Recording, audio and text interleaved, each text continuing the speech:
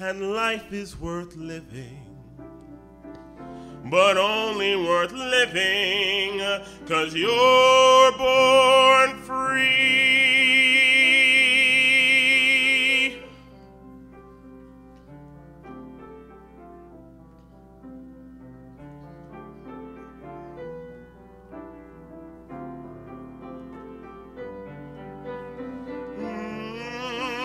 Stay free where no walls divide you. You're free as the roaring tide, so there's no need to hide. Born free, and life is worth living, but only worth living 'cause you're born.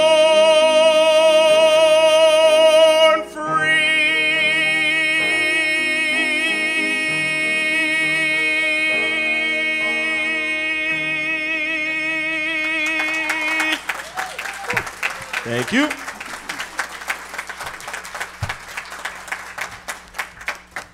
Good job, Shemi. Thanks.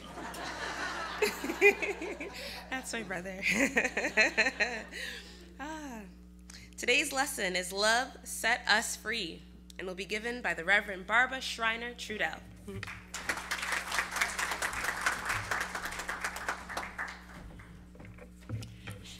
Wow, that was lovely.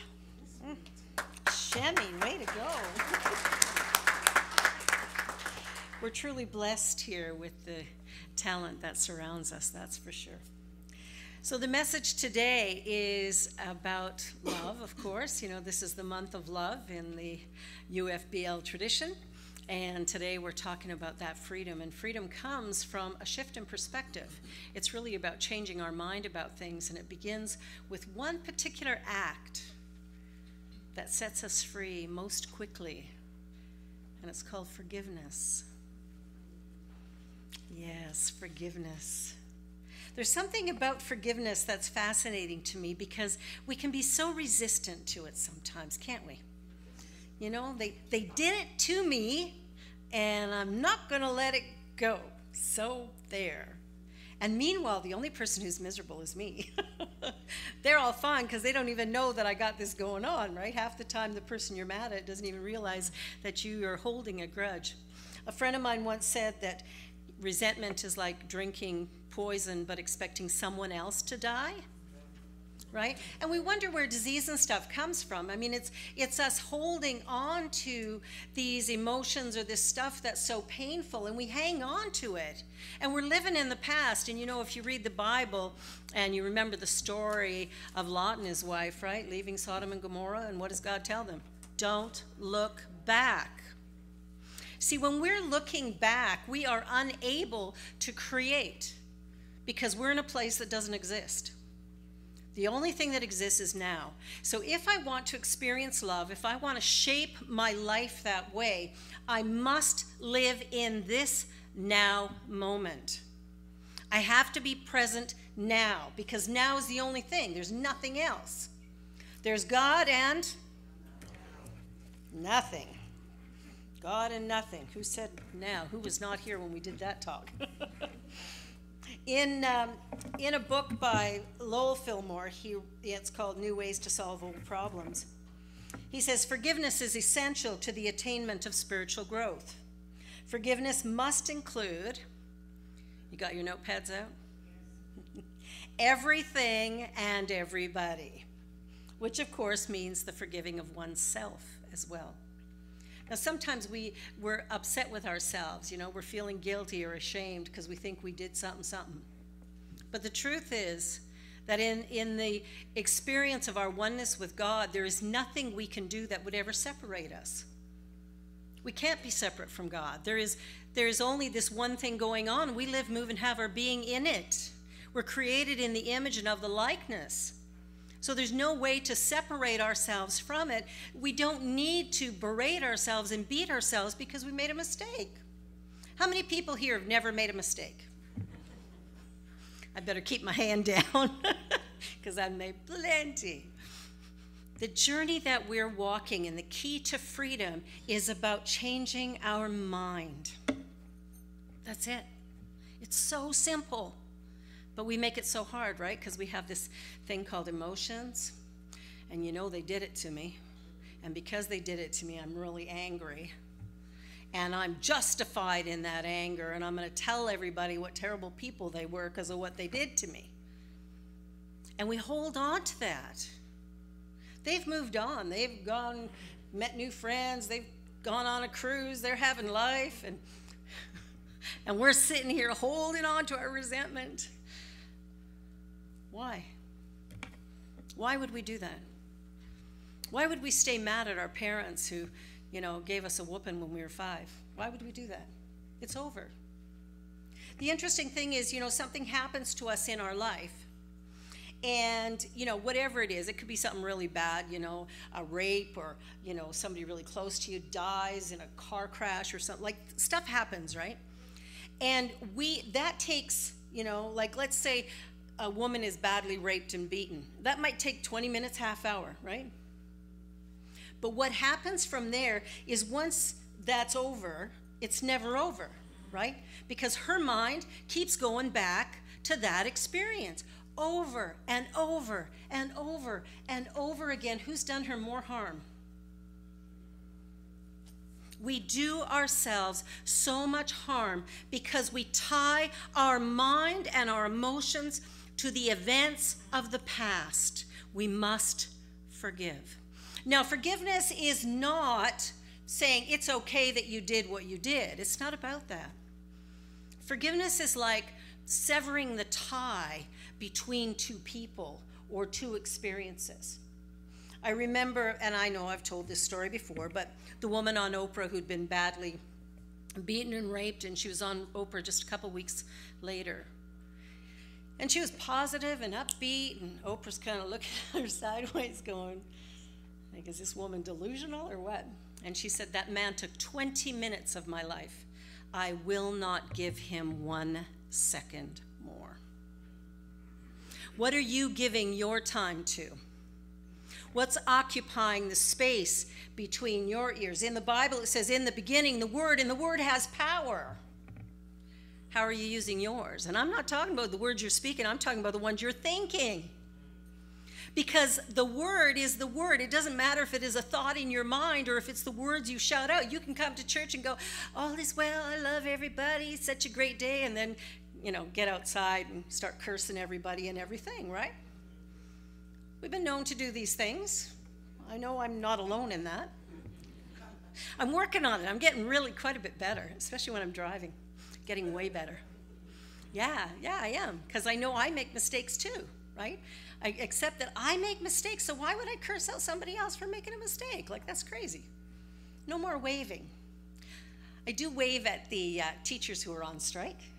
Honk my horn, give them a wave, because I'm really happy that they're standing up for our kids. But this journey that we're on is personal. This journey that we're on is really important to us. You see, each one of us is having a life. And the way we think creates the experiences that we surround ourselves with. What is it that you're experiencing? What's happening in your life today that fills you with frustration or anger or resentment or shame? And are you ready to let it go? Are you ready to forgive, to set yourself free, and to love yourself enough to know that it's okay? That God loves you regardless. Because God is love. There is no judgment. The only judgment comes from you and I, right? People judge. God just accepts, right? We've been given free will, so we can punish ourselves forever if we want.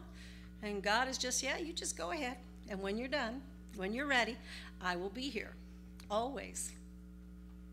We want to remember that. We want to remember that freedom comes not because somebody says I get to be free now, but because I choose to free myself from the stories I've told myself about my past.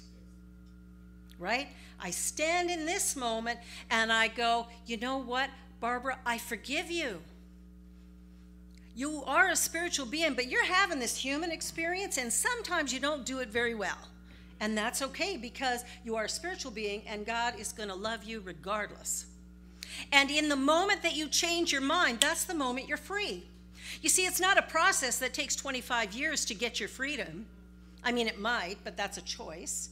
In the moment that we let go, in the moment that we forgive ourselves, in the moment that we choose love, in that moment, we're free. Okay? It doesn't take forever. It doesn't take a journey. It doesn't take anything. The moment we change our mind, it's done. I remember many years ago, I was a heavy smoker. And I mean a really heavy smoker. I smoked 4 packs a day. And I found God, right? I found God. And it was like I was having this experience of this oneness with God, and I felt so light and so, it's indescribable. It was so beautiful. And I woke up one day, after I'd had about 100 cigarettes, and, did one of those for about 20 minutes in the morning. And then I went, wow, this is the temple of God. I do not have the right to kill it or destroy it. And I butted that last cigarette out. I've never touched one since. But what's fascinating is I've never had a craving. Anybody here ever try to quit smoking? Did you get a craving or two? Do you still get a craving or two? I've never had one.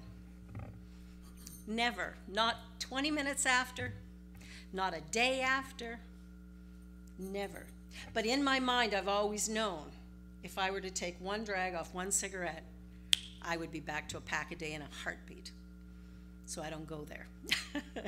That was, 35 years ago or something. It's been a long time. So I'm kind of over it. But because I changed my mind, that's all that changed. God didn't sweep in and go, here, let me take your craving away. No. My mind was clear. My mind was clear. This is the temple of God, period. And because it was the temple of God, I knew I could no longer smoke. I knew from my coughing and sputtering, I was only 27 years old, I couldn't walk up a flight of stairs without choking up a lung. And I was a fitness instructor.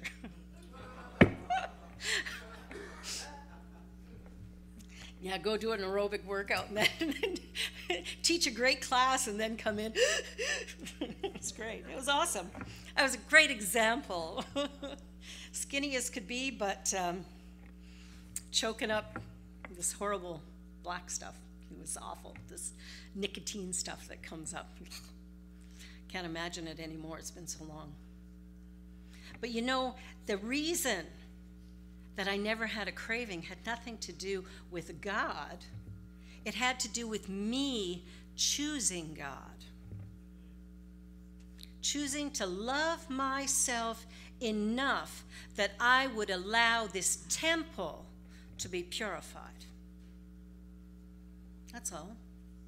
You see, when we make space in our life to acknowledge that we are one with God, when we make space to love this journey, when we make space to allow this divine presence to permeate all that we are, what happens is something remarkable. Now, we might call it a miracle. I had friends. A friend of mine drove me to work one day about 6 months after I quit smoking, offered me a cigarette. I said, I don't smoke. And he goes, yeah, you do. Like, what? I said, no, I don't smoke. I quit 6 months ago. He goes, no, not you. I mean, I was a heavy smoker. I'd wake up at night to have a cigarette. I had to empty my ashtrays like every half an hour, 45 minutes, because they were full. But there's something that happens when we get clear. When we begin to recognize that God is the life within me, right? I am a spiritual being. And I'm having this human experience just for the fun of it. Imagine if we lightened up and began to look at our life and go, yeah, there's bumps in the road, but you know what? It's good. I'm able to laugh and play and sing and dance. I'm able to trip and fall and get back up. I heal and I continue. I can get divorced and remarried. It's awesome. I could even do that over and over and over again. Eventually, I'm going to get it right. Right, Pierre? 17 years and counting. We're okay. But the journey that we're on is a journey of allowing ourselves to make mistakes, to forgive ourselves, and do better. And when we accept that God is right here being me, that God is love, that who I am is enough, that I'm not broken, I'm not flawed, I don't need fixing. I am created in the image and of the likeness of God, therefore I am now perfect, whole, and complete the way God made me. And when we know that, all the shame, the guilt, all that goes away. We go, before I knew, I made these mistakes, but now that I know, I can do something different. And we can show up in a new way, and we can begin to live from a new perspective, and we can stand in our life knowing that we're enough. That however God made us is perfect. It doesn't matter if we're short or tall or stout or thin none of it matters. None of it matters. The only thing that matters is the way I view me. And from that view, I choose how I live. And the minute I see me as this wave on the ocean that is God, I realize how I must live. And so every day I do my very best to live that life. Now, I don't always succeed, right? But I'm doing my best. And when I catch myself tripping up, I remind myself, right? That's why we come to church. So we can remember. It's why we take classes, right? So we can remember. It's why we read books. So we can remember. It's why we have the daily inspiration, right? Because every day there's something for us to read that feeds us and reminds us whose we are. The journey that we're on is a journey of discovering our true essence, which is God. That's what we're doing. And if we will allow ourselves to really love ourselves, we will be free. But love means I look in the mirror and I don't count the gray hair, the wrinkles, or the double chin. I look in the mirror and go, wow, look what God made. Whew. Amazing. I mean, it's amazing. When you think about it, it's amazing, isn't it? You take a tiny little speck called an egg and a tiny, tiny, tiny little speck of a sperm, and you put them together and you get a human being. Like, these specks are so small you can't see them without a microscope. And a human being comes out of that. Like, that's crazy, right? We wonder, is God real? I don't know. You tell me. You take a little mustard seed and plant it in the ground and you get this great huge plant. How does this happen? We think we know stuff. We don't know anything. And if we can live in that place of, I don't know what I don't know, then we're open to learn, to discover, and to live in a new way. We're open to free ourselves from the shackles that we have tied ourselves down to, trying to show up and be perfect for somebody. Right? Oh, I'm a minister, so I got to behave a certain way. I'm visiting my in-laws. Oh, better behave in another way. It's my first date. Well, really got to behave differently now. We've got this thing in our mind that somehow we need to be something for everybody, but the truth is we need to be who we are. Every person on the planet is created, washed it, can't do a thing with it. We're all created unique and special. Everyone. Not some people. Everybody is unique and special. And if you don't know your specialness, you're lying to yourself. There is not one person on the planet who shouldn't be here. There is not one person on the planet who's all wrong, broken, flawed. None. Every single person has a little something, something they bring that no one else on the planet can bring in the way they do it. We have to find our something, something. It's right there. We're choosing to ignore it because somebody told us once we're not very special, but they lied. In this book, he goes on to say, do all things to the glory of God, and you will no longer be under the law of condemnation. Let the dead past go. Live now. Radiate forgiveness, love, service, joy now. Do not let past mistakes remain a handicap to your present achievements. You can do all things through Christ who strengthens you. We want to remember that. We want to remember that every day, that there is something inside of me that is this eternal, glorious, all-powerful, all-knowing something. Like every time you say to yourself, I don't know, you're lying. Because we all think in and out of the same thing, and if we would just open our minds, we would know. Anything we need to know, we would know it. I remember when my daughter was doing her grade 3 standardized tests, and she was a little nervous because the teacher's going, gotta study, gotta do this, gotta do that, gotta make sure you get it all, blah, blah, blah. So she's getting ready to leave in the morning. And I said, you don't really have to worry about this at all, because everything's already known in mind. So all you have to do is tap into that, and you'll know everything you need to know. She went, okay, and left. I have to remind you of that when it comes to your grade 9 tests. I forgot. So many years, so much time.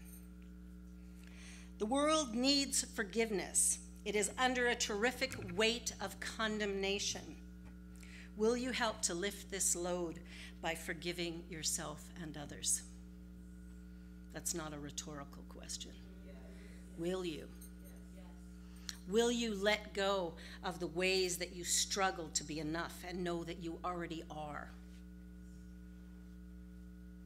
There's a song that we used to sing at CSL all the time that every time we would do it, it's like there'd be half the people in the room bawling their eyes out because nobody had ever told them how wonderful they are. So I promised somebody I'd sing this morning. So I have to do that, so my apologies, everybody. Blame Santo. It's his fault. I'm no voices of praise. The song is this. How could anyone ever tell you that you're anything less than beautiful? How could anyone ever tell you you were less than whole? How could anyone fail to notice that your loving is a miracle? How deeply you're connected to my soul.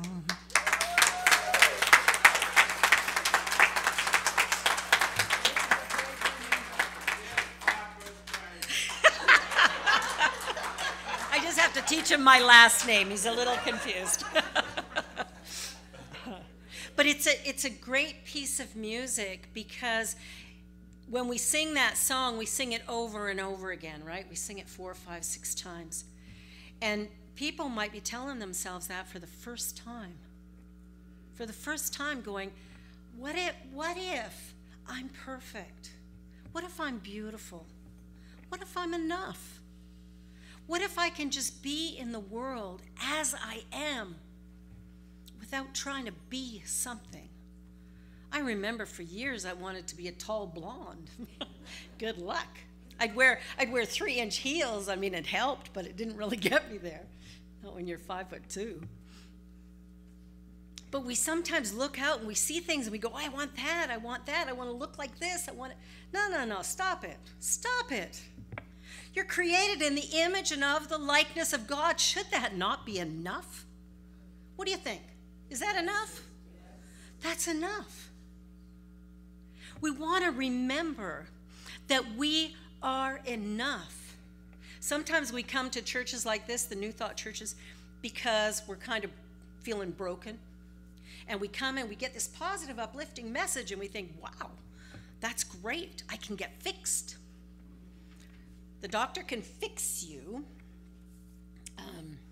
so you won't have any more kids, but when it comes to the essence of who you are, nothing needs fixing because nothing is broken. When we look at the world, we tend to judge. We look at the world and we judge, this is bad, this is wrong, that's wrong. Do we not do this? Yes. Yeah, the world needs fixing, doesn't it? What if it doesn't? What if it doesn't need fixing? What if it needs every man, woman, and child on the planet to go, I'm created in the image likeness of God. Oh my God, that's so great. And live from that. Do you think we'd still have wars? We'd still criticize each other? We'd still steal from each other? Probably not, because we would know we're enough. There's nothing to gain or to get. In the scripture that I included this week, because it's really easy to love the people we like, isn't it? It's a little harder to love the people that we really don't like. So the scripture's from Luke 6, and I only included 32 to 33, but when you get home, you might want to read to 37. If you love those who love you, what credit is that to you? For even sinners love those who love them. And if you do good to those who do good to you, what credit is that to you? For even sinners do the same. It's up to us to begin to love everyone. Doesn't mean we're going to like them, okay? Like, we'll be realistic here. There are people on the planet I don't really like. I can't think of who it is at the moment, but I'm sure there's somebody. But I love people, right? So even if there's something about you that I'm not really comfortable with, it's got nothing to do with you. That's got to do with me, right? Somebody told me something one time, and now I'm afraid of, like my son, my youngest son is sweet guy. Anyway, he's about 5'10", 250 pounds, bald head, big beard, piercings, tattoos, dresses in black clothes. People will cross the street, but if they take a second and give up the judgment, what they'll do is they'll meet somebody who's love expressing, somebody kind and gentle and generous, who is supportive of all people at all times. Doesn't matter if you're on the street or whatever, he will make the time for you. Will we do the same? I was reading a book by May Rowland, and it's called Dare to Believe? I don't know. Anyway, fabulous book. I'm caught up in what's going on inside of it. And she had included in there the prayer by St. Francis of Assisi.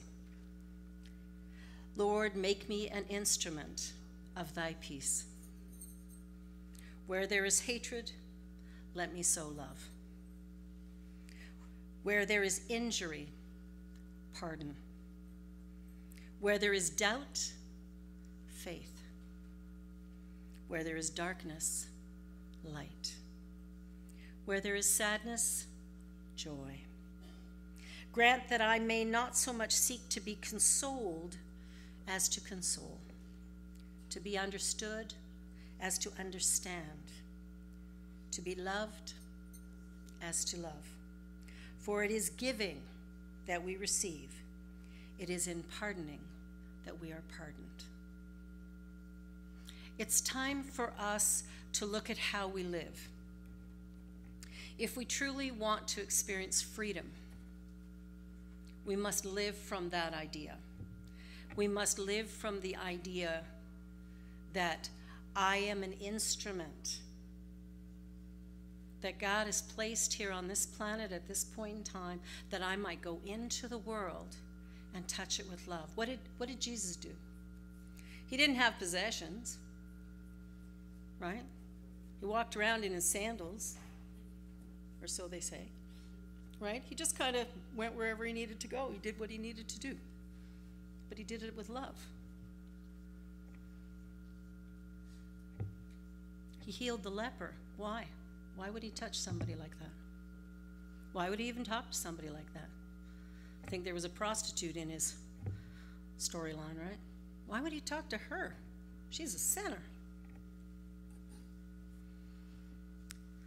I love the story. I forget half of these scriptures, but the woman who's going to be stoned for adultery. And Jesus says, he who is without sin, cast the first stone.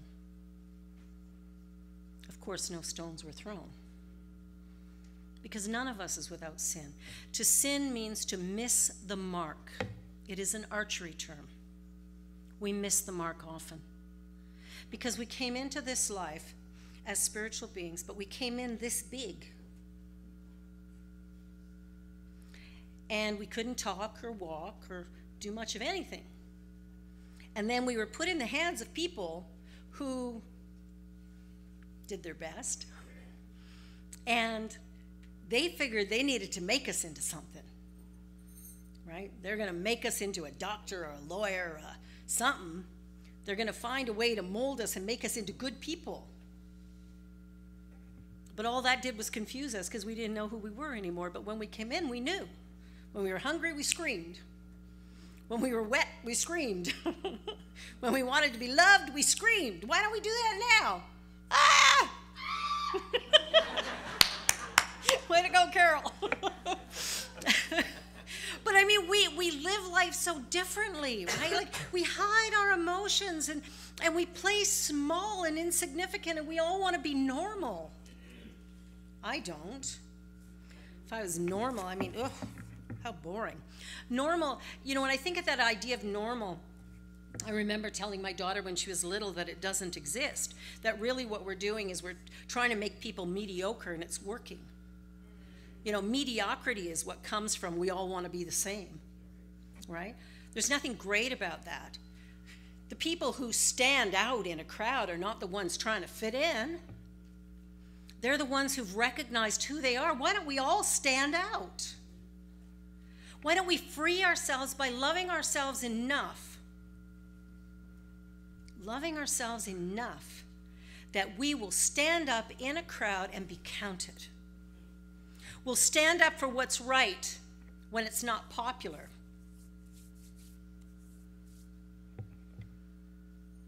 Not very many of us will do that, will we? We see something going on and we kind of turn our head. Can I share? Yeah. My daughter got in trouble at school this week. She gets in trouble at school often. Not because she's a bad kid, but because she's an advocate for what's right. Teachers don't always like that.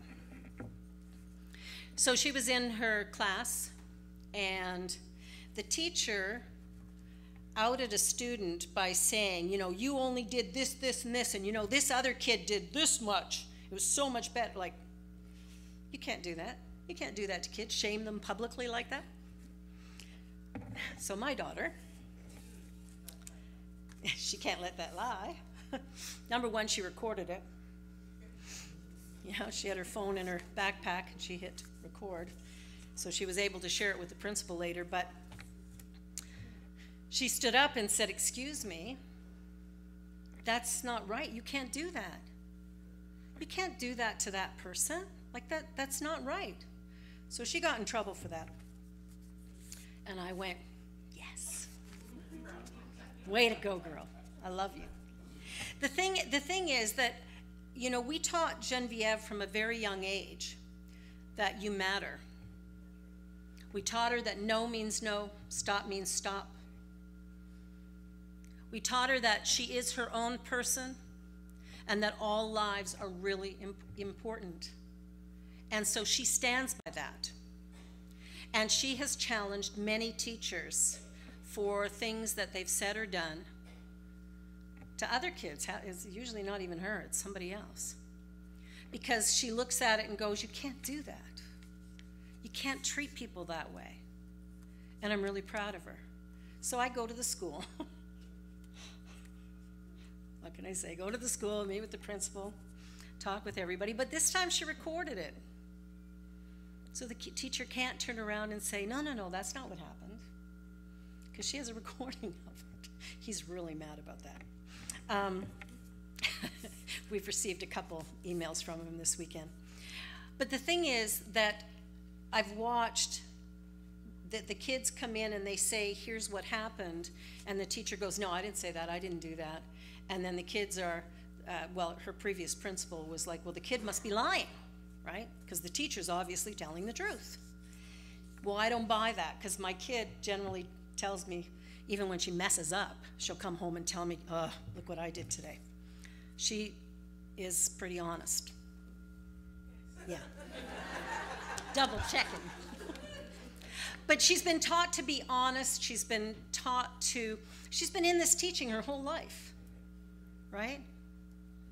She's been in this teaching her whole life. She's been part of this Sunday school, well, until she got so involved with the choir, but she's been in this Sunday school here since she was, what, about 7? 6? Yeah. Yeah, we've been here almost 9 years. So it's really interesting to watch how the world receives somebody who stands up, but because they're young, it's not acceptable. But if we don't let our young people have a voice, how can we expect them to have a voice once they become adults? Thank you. Yeah.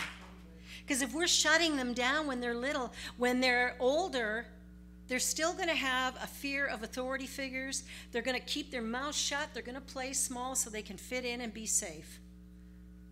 I don't agree with that at all. I think that it's up to us as parents to create a container where our children can thrive, however that looks for them. And that doesn't mean controlling, manipulating them, but allowing them, keeping them safe, but at the same time letting them express their thoughts and feelings and attitudes. And we create healthy adults who can then go into the world and treat everybody else in the same way, with love and respect and kindness. Because even when she challenges a teacher, she does it respectfully. This journey that we're on is for each one of us to become truly fierce in our belief in ourselves, to begin to see how magnificent we really are. The minute we can do that, just the way we are, with every mistake we've ever made, the minute we can do that, something magnificent happens. Freedom, right? Freedom can't come as long as I'm trying to conform. Freedom can't come as long as I'm trying to get you to like me.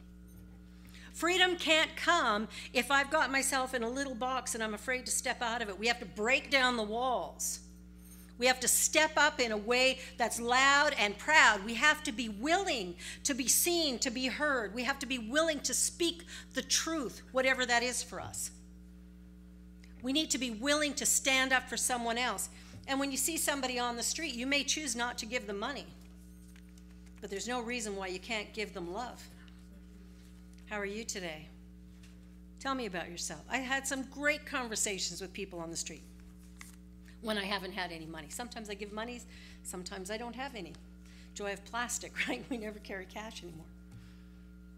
But we can be more than what we've been doing. And it's love that sets us free. Love is the answer.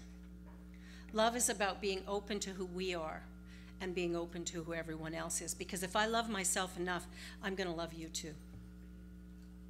Right? It's just the way, if I live in that place of love, you will be loved, period.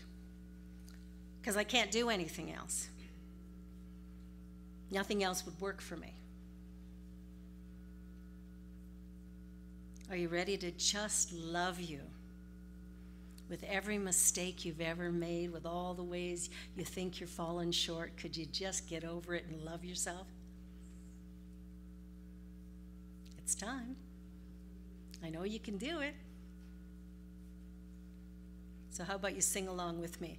I love myself so much that I could love you so much, that you could love you so much, that you could start loving me.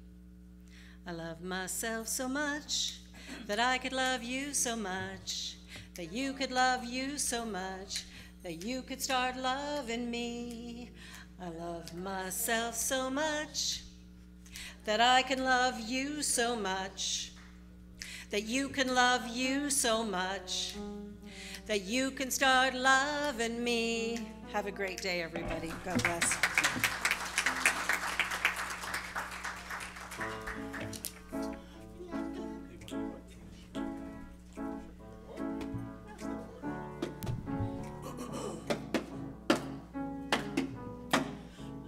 hear the people say, one love, one about one heart. One heart. Oh, now let's Get together and feel alright. I can hear the children say, One love, what about one heart? one Oh, heart. now Give thanks and praise to the Lord, and I will feel alright. I'm saying, Let's get together and feel alright. whoa. Let them all pass all their dirty remarks. One love, There is one question I really like to ask. one heart. Is there a place for the hopeless sinner who has hurt all mankind just to save his own beliefs? Verity, let me hear you say, One love, what about one heart? one Oh, heart. now let's Get together and feel alright. it wasn't the beginning. One love, Shall be in the end. one Oh, heart. now Give thanks and praise to the Lord, and I will feel alright. I'm saying let's Get together and feel alright. Oh, let them all pass all their dirty remarks. one love, There is one question I really want to ask. one heart. Is there a place for the hopeless sinner who has hurt all mankind just to save his own belief? Join us now, let me hear you say,